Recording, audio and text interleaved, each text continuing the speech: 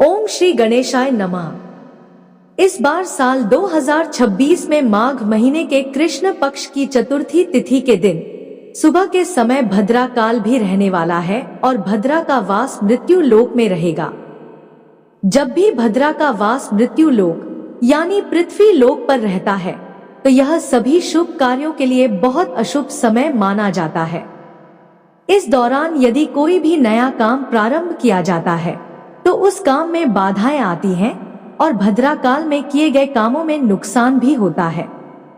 आइए जानते हैं साल 2026 में सकट चौथ यानी माघी चौथ कब है, जिसे तिलकुट चौथ भी कहते हैं।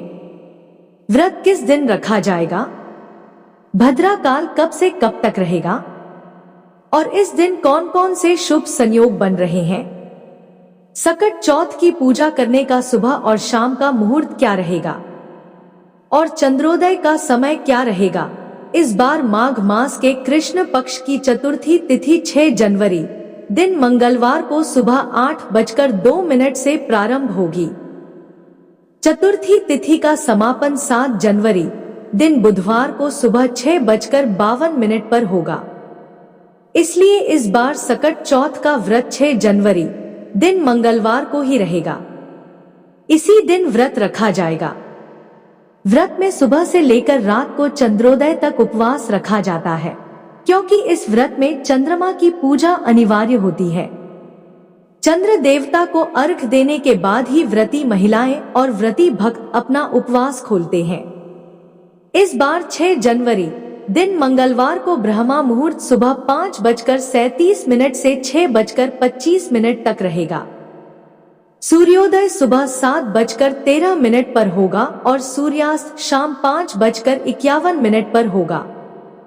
सुबह की पूजा आप ब्रह्मा मुहूर्त से लेकर सुबह 7:13 तक कर सकते हैं। इस दिन प्रीति योग और आयुष्मान योग का शुभ संयोग बन रहा है। प्रीति योग रात 8:21 तक रहेगा और उसके बाद आयुष्मान योग प्रारंभ होगा। इसलिए चंद्रमा को अर्घ भी आयुष्मान योग में ही दिया जाएगा। इस दिन अभिजीत मुहूर्त दोपहर 12:11 से 12:53 तक रहेगा। राहु काल दोपहर 3 से 4:30 बजे तक रहेगा। सकट चौथ की शाम की पूजा आप गोधूली मुहूर्त में यानी शाम 5:36 से 6:04 तक कर सकते हैं। इसके अलावा शाम 7:01 तक भी पूजा की जा सकती है। बहुत से लोग सुबह के समय कथा श्रवण करते हैं और विधि विधान से पूजा करते हैं, तो कुछ लोगों के यहाँ शाम के समय मुख्य पूजा की जाती है। इसलिए आप इन्हीं शुभ मुहूर्तों में शाम की पूजा कर सकते हैं। भद्रा काल जो कि सोमवार की रात 8:53 से प्रारंभ हो चुका है। 6 जनवरी दिन मंगलवार को यानी सकट चौथ के व्रत के दिन सुबह 8:01 तक रहेगा। इसलिए सुबह 8:01 के बाद आप कोई भी नया काम या कोई भी शुभारंभ करना चाहते हो तो कर सकते हैं। आयुष्मान योग एक बहुत ही शुभ योग है और इस योग में शुरू किया गया कोई भी कार्य अत्यंत फलदायी होता है। यह योग जीवन भर सुख देने वाला माना जाता है।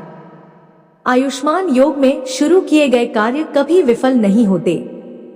ऐसे में यदि आप इस समय संतान संबंधी कोई भी विशेष उपाय करना चाहते हैं, चाहे वह संतान प्राप्ति का हो, संतान की सफलता या करियर के लिए हो, या संतान को हर प्रकार की बाधा और परेशानी से बचाने के लिए हो, तो इस योग में आप कोई भी उपाय कर सकते हैं।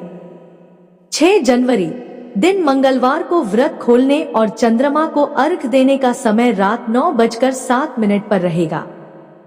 हालांकि बहुत सी जगहों पर रात 8:57 पर ही चंद्रोदय हो चुका होगा। चतुर्थी की रात को चंद्रमा देर से उदय होता है, इसलिए इस दिन व्रत खोलने में अधिक समय लगता है। यह प्रतीक्षा और भी अधिक हो सकती है, क्योंकि संभव है कि मौसम साफ न हो, आसमान में कोहरा या धुंध हो। ऐसी स्थिति में आप भगवान शिव के मस्तक पर विराजित चंद्रमा को अर्घ देकर, या यदि आपके पास चांदी का चंद्रमा हो तो उसे देखकर चंद्रमा को अर्घ दे सकते हैं। अन्यथा पूर्व दिशा की ओर मुख करके मानसिक रूप से चंद्र देवता का ध्यान करते हुए भी अर्घ दिया जा सकता है। वैसे तो चतुर्थी के व्रत में चंद्रमा को ही अर्घ दिया जाता है और तभी व्रत खोला जाता है, लेकिन कुछ लोग तारों की छाव में भी व्रत खोल लेते हैं। तारों की छाव में व्रत खोलने वाले व्रती भक्तों को गोधूली मुहूर्त में पूजा करके तारों को अर्घ देकर फिर व्रत खोलना चाहिए। इस दिन तिल और गुड़ का भोग भगवान गणेश जी को लगाकर प्रसाद रूप में बांटकर दान भी करना चाहिए।